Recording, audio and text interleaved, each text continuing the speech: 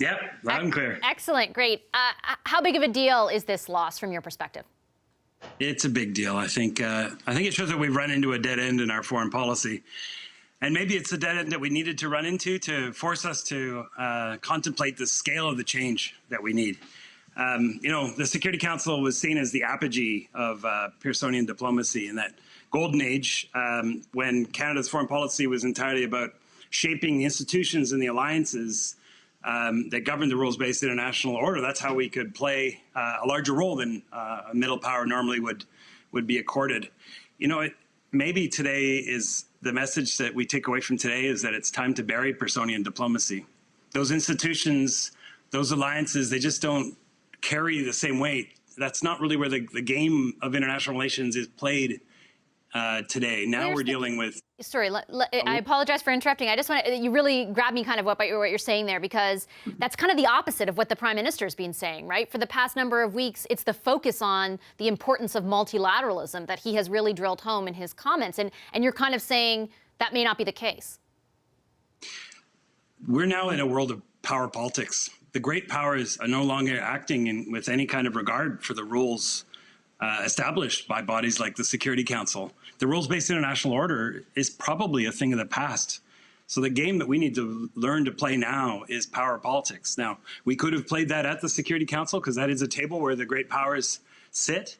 But maybe this will be the kick in the pants that we need as a country to learn how to play power politics, that we're not focused exclusively on these institutions created in the 1940s. Yes, we do need to play ball with other countries. We do need a degree of international cooperation. We do need multilateralism, but we need to start with our allies, look at where our common interests are, build power with them, and then that might require new institutions and new alliances to project our interests and to protect our values in a world that's totally different from the one when Lester Pearson was around. So I think it might be time to bury Pearsonian diplomacy. Do you think that's true, Mr. Horak? Well, I think certainly the international system is going through a very difficult transition right now, and I think it's most acutely reflected in the relationships and the attitudes of the permanent 5 members of Security Council. You've got a China which is much more assertive, Russia that's disruptive, the U.S. that's disinterested, the U.K. is distracted, and France is at sea trying to deal with these other 4. And so it is going to reflect different changes in the Security Council, how it operates, how it doesn't operate. I think it would have been a very frustrating time, and it's going to be a very frustrating time going forward for the Security Council.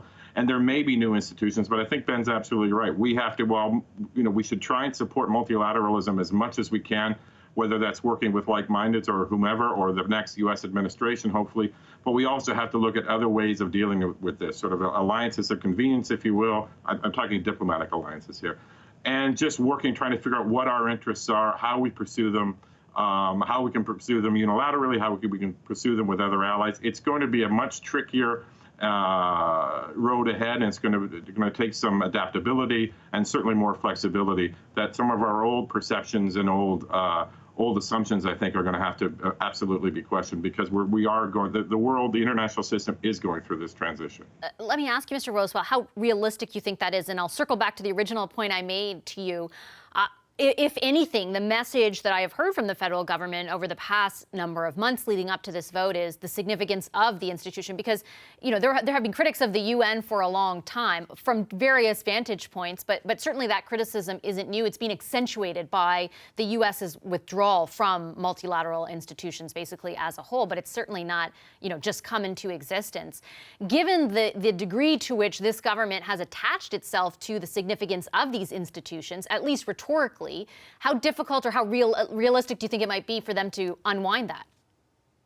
Oh, it's beyond rhetorical commitment. I mean, the rules-based international order is everything in Canadian foreign policy. It's the entire foundation on which our prosperity and our security has been based for 3 generations. So the prospect that it might be gone is terrifying, and it will take quite a long time for a government that for 3 successive governments and the whole diplomatic corps that built over generations with this as the centerpiece of our foreign policy. That's coming to terms with the end of that is not something that happens overnight, but it's urgent that we do so.